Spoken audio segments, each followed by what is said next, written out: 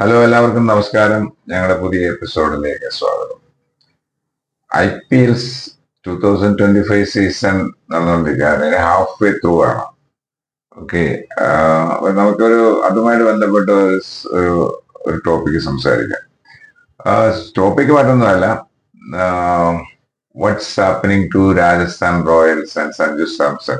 അതാണ് വിഷയം. അപ്പൊ നമ്മള് സ്വാഭാവികമായിട്ടും ഇത് ഫോളോ ചെയ്യുന്നവർക്ക് അങ്ങനെ സംശയം ഉണ്ടാകത്തില്ല. പക്ഷെ എന്നാലും ഫോളോ ചെയ്യാത്തവർക്ക് വേണ്ടി എന്തുകൊണ്ടാണ് ഈ രാജസ്ഥാൻ റോയലും അതിലെ ഒരു മലയാളത്തിലെ ഒരു എപ്പിസോഡ് ചെയ്യുന്നത് ചോദിച്ചാൽ, മലയാളികളെ സംബന്ധിച്ചോളം രാജസ്ഥാൻ റോയൽ ഒരു മലയാളിയുടെ അല്ലെങ്കിൽ കേരളത്തിന്റെ ഒരു ഫ്രാഞ്ചൈസി പോലാണ്.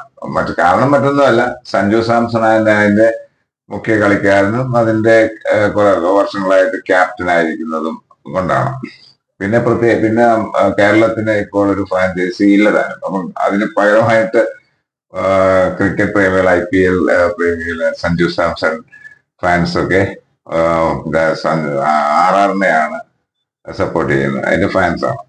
അപ്പം what's happening to Sanju Samson and Rajasthan Royals ഈ സീസണിൽ എന്നാണ് ചോദ്യം. നമ്മളിപ്പം കണ്ടു, ഇന്നലത്തെ കളിയും അതിന് മുമ്പത്തെ കളിയൊക്കെ നമ്മൾ കണ്ടു. കഴിഞ്ഞതിന് മുമ്പത്തെ കളിയും എന്താണ് എന്ന് പറഞ്ഞാല്, ഒരു IPL ഒരു T20 മാച്ച് ജയിക്കാവുന്ന സ്ഥിതിയിൽ നിന്നും എങ്ങനെ തോക്കാമെന്ന് മറ്റുള്ള ടീമുകളെയും പിന്നെ പ്രേക്ഷകരെയൊക്കെ കാണിച്ചു കൊടുക്കുന്നതായിട്ട് നമുക്ക് തോന്നിയിട്ടുള്ളത്. ഇതിന് കാരണം എന്താണെന്ന് ചോദിച്ചാല്, കളിക്കാരുടെ കഴിവുകേട് തന്നെയാണ് മെയിൻ ആയിട്ടുള്ളത്. പിന്നെ ഈ കോച്ച്, ടീം മാനേജ്മെന്റ് ഒക്കെ പർട്ടിക്കുലർ ഡിസിഷൻസ്, ഇതിനകത്ത് പല കാര്യങ്ങളിലും ഡിസിഷൻസ്, എസ്പെഷ്യലി ഇതിന് മുമ്പിലത്തെ കളിയിലെ സൂപ്പർ ഓവറിൽ പോയ കളിയിലെ പല തീരുമാനങ്ങളും പലരും ന്യായീകരിക്കാൻ തോന്നുന്നെങ്കിലും ഒരുവിധപ്പെട്ട ആൾക്കാർക്കും അത്ര ഒരു സാധാരണക്കാരന് പോലും അതത്ര ഉപയോഗിക്കുന്നത്. അപ്പം നമ്മൾ സാധാരണക്കാരാണോ ഇത്, അതിന് വളരെ ടെക്നിക്കായിട്ടുള്ള കാരണങ്ങളുണ്ടെന്നൊക്കെ പറയാൻ പറ്റും. പക്ഷെ ആർക്കും അത് ന്യായീകരിക്കാൻ പറ്റുമെന്ന് തോന്നില്ല. അത്രയ്ക്ക് മോശമായ ചില തീരുമാനങ്ങളാണ് എടുത്തത്. ഇപ്പം ലാസ്റ്റ് സൂപ്പർ ഓവർ കളിക്കാൻ ആ ഇന്നിങ്സ് കളിച്ചതിൽ നന്നായിട്ട് തന്നെ ജയ്സ്വാളിനെ, റാണയെ ഇറക്കുന്നതിന് പകരം ലാസ്റ്റ് ഓവർ തുഴഞ്ഞ് തോപ്പിച്ച ഹെഡ്മേറും ജുറേലും ഒക്കെയാണ് പിന്നെ ഈ സൂപ്പർ ഓവർ ഓപ്പൺ ചെയ്യാൻ കൊണ്ടുവന്നത്. അപ്പം അതിനൊരു ന്യായീകരണം പറഞ്ഞെന്ന് പറഞ്ഞാൽ, അന്ന് അതിനു മുമ്പ് കളിച്ചുകൊണ്ടിരുന്ന ആൾക്കാർക്ക് തുടർച്ച കിട്ടുമെന്നാണ്. അതിനും ഭേദം അവര് അങ്ങ് ഔട്ടായി പോകുന്നതല്ലേ. എനിവേ, ഇപ്പൊ ചുരുക്കത്തിൽ ഇപ്പൊ RRന്റെ കാര്യം കഴിഞ്ഞ കുറെ വർഷങ്ങളായി അത് പ്ലേ ഓഫ് വരികയും ഫൈനൽസ് വരികയും പ്ലേ ഓഫിന് അടുത്ത് വരികയും ഒക്കെ ചെയ്ത് ഒരുവിധം നന്നായിട്ട് കളിച്ചുകൊണ്ടിരുന്ന, അല്ലെങ്കിൽ നന്നായിട്ട് ടേബിളില്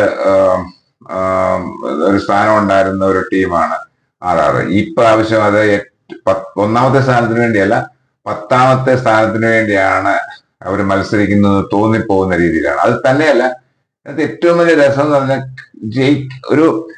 ഒരു T20 ടീമിലെ ഫിനിഷറും 2 കോടികൾ, അതായത് 14 കോടി ഒക്കെ ലേലത്തിൽ വിളിച്ചെടുത്ത് കളിക്കാർ വന്നിട്ട് ഒരു ഓവറിലെ 9 റൺസ് എടുക്കാൻ വയ്യാതെ തോറ്റു പോവുക എന്നൊക്കെ പറഞ്ഞ എന്താണ് അതിന്റെ ഒരു അത് എങ്ങനെ ന്യായീകരിക്കാൻ പറ്റും ആർക്കെങ്കിലും? അതിൽ ഏതെങ്കിലും ഒരാൾ കളിച്ചാൽ പോലും ജയിക്കുമായിരുന്നല്ലോ, വേറെ ആൾക്ക് സ്ട്രൈക്ക് കൊടുത്തിട്ടുണ്ട്. എത്ര പരിതാപകരമാണ്. അതായത് വളരെ ക്ലബ് ലെവലിലെ പിള്ളേർ പോലും വന്നിട്ട് വേണേൽ കളിക്കാമായിരുന്നു. 14 വയസ്സുള്ള ആ വൈഭവ് വന്ന് എന്തോ വൃത്തിയായിട്ട് കളിച്ചിട്ട് പോയി. സോ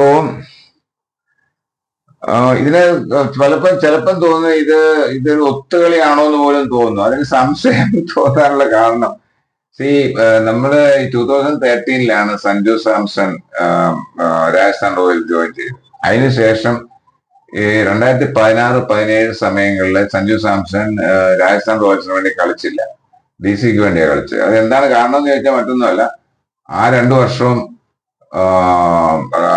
RRനെ ബാൻ ചെയ്തിരിക്കുമായിരുന്നു IPL നിന്ന്. ബിക്കോസ് അവർ മാച്ച് ഫിക്സിങ്, അതുപോലെ ബെറ്റിംഗ് മുതലായ അലിഗേഷൻസ് ഉണ്ടായിരുന്നതിനെ ചോർത്തി അവർക്ക് 2 വർഷം അവർക്ക് കളിക്കാൻ പറ്റിയില്ല.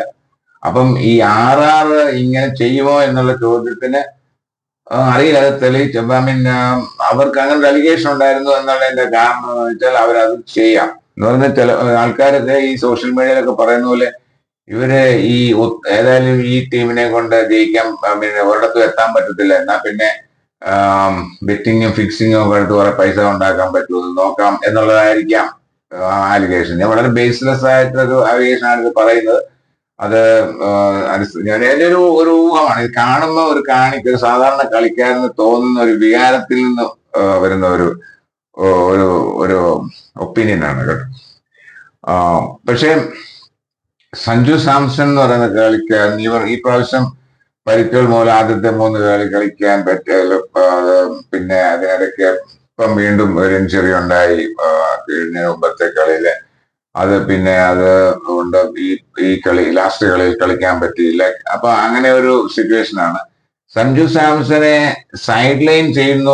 സഞ്ജു സാംസണും നല്ലൊരു കോംബോ ആയിരുന്നു. അവർ ആ സമയത്ത് നല്ല രീതിയിൽ പെർഫോം ചെയ്തിരുന്ന ഒരു ടീമായിരുന്നു.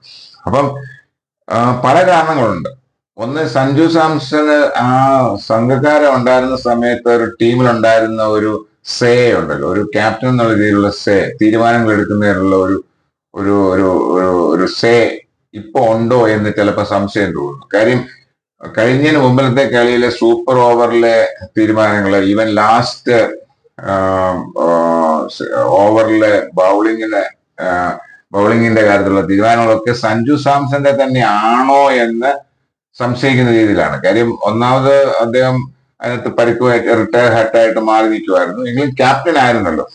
അപ്പം അങ്ങനെയാണോ എന്നുള്ള സംശയമുണ്ട്. അപ്പം ഇത് രാഹുലിനെയാണ് പലരും ചൂണ്ടിക്കാണുന്നത്. രാഹുലെ പിന്നെ അവരുടെ മറ്റുള്ള ടീം മാനേജ്മെന്റും ഒക്കെ ഇതിന് കാരണക്കാർ അവരാണോ ഇതിന്റെ പുറകിൽ ചട്ട വലിക്കാൻ അല്ലെ തീരുമാനങ്ങൾ എടുക്കുന്നു എന്നുള്ളൊരു തോന്നൽ ഉണ്ടാകുന്നുണ്ട്. ഈവൻ സഞ്ജു സാംസണും രാഹുലും തമ്മിൽ റിഫ്റ്റ് ഉണ്ട്, അങ്ങനെയൊക്കെയുള്ള രീതിയിലൊക്കെ വർത്തമാനങ്ങൾ പറയുന്നുണ്ട്. അത് എത്രമാത്രം ശരിയാണെന്ന് അറിയത്തില്ല. അങ്ങനെ ഇല്ല എന്ന് ദ്രാവിഡ് നിഷേധിച്ചതായിട്ട് അടുത്തൊരു വാർത്തയും കേട്ടു. ഇനി ഇതിന്റെ തുടക്കം ഈ വർഷത്തെ ഈ RRന്റെ പരിതാപകരമായ സ്ഥിതിയുടെ ഏറ്റവും വലിയ കാരണം ഓപ്ഷനിൽ ഇവർക്ക് വന്ന പിഴയാണ്. ഒന്നാമത് അവര് ജോസ് ബട്ട്ലർ റിലീസ് ചെയ്തു എന്ന് പറയുന്നു. ജോസ് ബട്ട്ലർ ഇപ്പം എന്തും നന്നായിട്ട് കളിച്ചുകൊണ്ടിരിക്കുകയാണ് പല കളിയും. അല്ലെങ്കിൽ തന്നെ ഫോമിൽ അല്ലാത്തപ്പം പോലും ഇടയ്ക്ക് 1-2 കളിയെങ്കിലും പുള്ളി കളിക്കുവാനെന്നുള്ള സത്യമാണ്. അതേസമയം വേറെ കുറെ ടീം അംഗങ്ങളെ എന്താണ് അവർ ഓരോ മാച്ചുകളിലും പരിതാപകരമായ പെർഫോമൻസ് ആണ് കാണിച്ചിരിക്കുന്നത്. അപ്പൊ ജോസ് ബട്ട്ലറെ കളഞ്ഞത്, ചാഹലിനെ റീറ്റെയിൻ ചെയ്യാതിരുന്നത്, അതേസമയം തന്നെ ഈ ഹെറ്റ്മേർ അതുപോലെ ജൂറേലിനെ ഒക്കെ ടീമിൽ വെക്കുക. ഈവൻ പരാഗ് പോലും ഒരു എന്താ പറയുന്നത്, ഒരു എന്തോ എനിക്കറിയത്തില്ല, പരാഗിനെ കണ്ടമാനം പ്രൊമോട്ട് ചെയ്യുന്നുണ്ട് ഈ RR. അടുത്ത ക്യാപ്റ്റനായിട്ട് കാണിക്കുക, ക്യാപ്റ്റനുള്ള ഒരു ഓപ്പർച്യൂണിറ്റി കിട്ടുമ്പോഴൊക്കെ അതോ അത് അങ്ങനെ ഒരു ഓപ്പർച്യൂണിറ്റി ഉണ്ടാക്കിയെടുക്കുന്നു എന്ന് പോലും തോന്നുന്നുണ്ട്. കാര്യം ഇമ്പാക്ട് പ്ലെയർ ആയിട്ട് സഞ്ജു സാംസൺ ഇറങ്ങിയാള് ക്യാപ്റ്റൻ ആകാൻ പറ്റത്തില്ലയോ എന്നുള്ള ചോദ്യം വരെ ആൾക്കാർ ചോദിക്കുന്നുണ്ട്. അപ്പൊ അത് പരാഗിനെ പ്രൊമോട്ട് ചെയ്യാനുള്ളത്. പരാഗ് പക്ഷെ എന്താ ചെയ്യുന്നത്, പരാഗ് ഒരു ഷോ ഓഫ് കാണിക്കുന്നു എന്നുള്ളതല്ലാതെ പ്രത്യേകിച്ച് ബാറ്റ് കൊണ്ടോ ക്യാപ്റ്റൻസി കൊണ്ടോ ഇമ്പാക്റ്റോ ഒരു ഇംപ്രഷനോ ഉണ്ടാക്കാൻ പറ്റിയെന്ന് എനിക്ക് തോന്നുന്നില്ല പേഴ്സണലായിട്ട്. അപ്പം ഈ ബൗളിംഗ് എന്ന് പറയുന്നത് പരിതാപകരം. ആർച്ചർ നല്ല ബൗളർ ആണെങ്കിലും പുള്ളി ചിലപ്പം നല്ല പോലെ ബൗൾ ചെയ്യും, ചിലപ്പം വളരെ മോശമായിട്ടാണ് ചെയ്തത്. ഒരു കൺസിസ്റ്റൻസി ഇല്ലാത്ത രീതിയിലാവുന്നത്. ദേശ്പാണ്ഡെയും ഒക്കെ എന്താണ് ചെയ്തത്, സന്ദീപ് ഒക്കെ ഒരുവിധം ചിലപ്പോഴൊക്കെ ചെയ്തിട്ടുണ്ട് ഡെത്ത് ഓവറിലൊക്കെ. പക്ഷെ കഴിഞ്ഞ കളികളിലൊക്കെ വളരെ മോശമാണ്. കഴിഞ്ഞ ലാസ്റ്റ് ഓവറിൽ എത്ര റൺസാണ് പുള്ളി കൊടുത്തത്, 4 സിക്സർ. അതേസമയം ആവേശ് ഖാൻ ലാസ്റ്റ് ഓവറിൽ എത്ര റൺസാണ് കൊടുത്തത്, 9 റൺസ് വേണ്ടപ്പം 2 റൺസിന് ആ ടീമിനെ ജയിപ്പിച്ചു ആവേശ് ഖാൻ. അതുപോലെ തന്നെയാണ് പിന്നെ ഈ അർസിംഗ ഒഴിച്ച് തീഷ്ണ എന്ന് പറയുന്ന ഒരു ബൗളറുണ്ട്. അതും എന്താണ് ചെയ്യുന്നതെന്ന് പുള്ളിക്കാരനെ അറിയാവുന്ന കാണികൾക്ക് തോന്നിപ്പോകുന്ന രീതിയിലുള്ള ബൗളിംഗ് ആണ്. പിന്നെ ബാറ്റേഴ്സിന്റെ കാര്യം പറയാനുണ്ടല്ലോ, ആ ടോപ്പ് ഓർഡറിൽ ജയ്സ്വാൾ, റാണ അല്ലെങ്കിൽ താംസൺ കളിച്ചെങ്കിലായി. പരാഗ് ചിലപ്പം കളിക്കും, കളിച്ചാൽ ഒരു വലിയൊരു ഇന്നിങ്സ് ഒന്നും അല്ല കളിച്ചുകൊണ്ടിരിക്കുന്നത്, 20-30 അങ്ങനെയുള്ള രീതിയിലാണ്. പിന്നെ എല്ലാം അത് കഴിഞ്ഞാൽ പിന്നെ തീർന്നു, വെടിക്കെട്ട് തീർന്നു എന്നുള്ള മട്ടാണ്.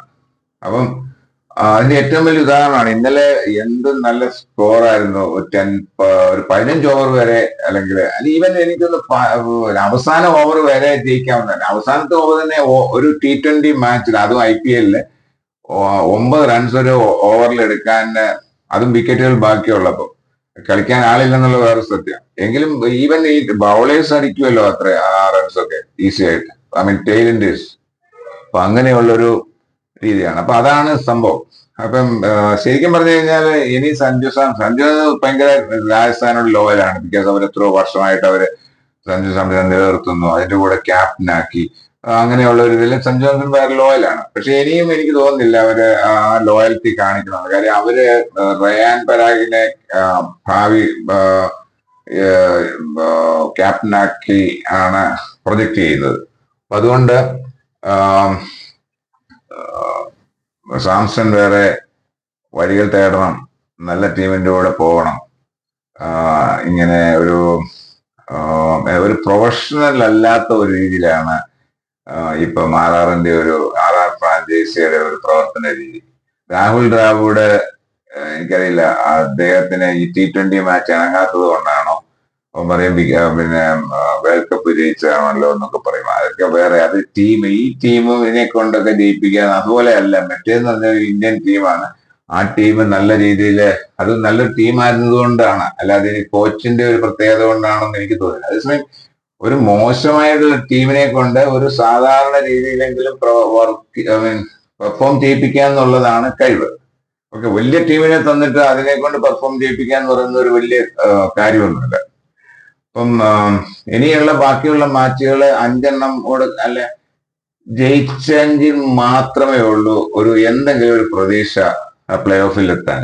അതിൽ കുറവാണ്. ഇനി ഒരു കളിയെങ്കിലും തോറ്റു കഴിഞ്ഞാൽ പിന്നെ വാട്ട് ഇഫ് ഒത്തിരി ഇഫുകളുടെ പേരിലായിരിക്കും. അവര് റൺ റേറ്റ് വേണം, വേറൊരു ടീം തോക്കണം, ഈ കളി അങ്ങനെ ഒത്തിരി പെർമുട്ടേഷൻസ് കോമ്പിനേഷൻ കൂടെ മാത്രമേ വരത്തുള്ളൂ. അപ്പം ഈ 5 കളി ഇന്നത്തെ ഇവരുടെ ഒരു പെർഫോമൻസ് ലെവൽ വെച്ചിട്ട് അസാധ്യം എന്ന് തന്നെ പറയാം. So Sanju Samson, it's time for you to leave this franchise. And എനിക്ക് തോന്നുന്നു ഈ മലയാളികൾ തന്നെ സഞ്ജു സാംസണിന് വേണ്ടി ആണ് സപ്പോർട്ട് ചെയ്യുന്നത് പോലും ഇപ്പോഴത്തെ രീതിയിൽ ഉള്ള ഈ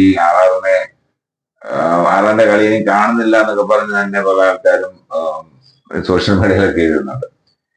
എനിവേ, ഞാൻ ഇത് പറയുന്നതിന് വേറെ കേസ് സ്റ്റഡിയോടാണ്. കേസ് സ്റ്റഡി എന്ന് പറഞ്ഞാൽ നമ്മൾക്ക് പ്രാപ്യമാകുന്ന പോസിബിൾ ആയിട്ടുള്ള പല നമ്മുടെ കയ്യെത്തും ദൂരത്താണ്, അല്ലെ നമ്മുടെ കൈപ്പിടിയിലുള്ള ഒരു കാര്യം എങ്ങനെ വിട്ടുകളയാമെന്നും, ഒരു വിജയത്തിന്റെ അരിയിൽ നിൽക്കുന്ന ഒരു അവസ്ഥയിൽ നിന്നും എങ്ങനെ പരാജയത്തിന്റെ പടുകുഴിയിലേക്ക് വീണു പോകാമെന്നും ഉള്ളതിന്റെ ഒരു പഠനമാണ് ഈ RR ഇപ്പം നടത്തിക്കൊണ്ടിരിക്കുന്നതെന്ന് തോന്നുന്നതാണ്. അപ്പൊ ഇതൊരു മറ്റുള്ളവർക്ക് ഈ ക്രിക്കറ്റിൽ മാത്രമല്ല ജീവിതത്തിലെ പല കാര്യങ്ങളും ഒരു കേസ് സ്റ്റഡി ആക്കി ഇതിനെ ഉപയോഗിക്കാമെന്നുള്ളത് കൊണ്ടാണ് ഞാൻ ഈ എപ്പിസോഡ് ചെയ്യാമെന്ന് വിചാരിച്ചത്. എനിവേ, IPL മറ്റുള്ള വിശേഷങ്ങൾ കുറച്ചുകൂടെ മുന്നോട്ട് പോകുമെന്ന് നമുക്ക് കുറച്ചുകൂടെ എക്സൈറ്റിംഗ് ആയിട്ടുള്ള വിശേഷങ്ങൾ ഉണ്ടെങ്കിൽ എപ്പിസോഡ് ചെയ്യാം, അല്ലെങ്കിൽ നമുക്ക് വേറെ വിഷയങ്ങളുമായിട്ടൊക്കെ വരാം. Okay, thank you, take care, by.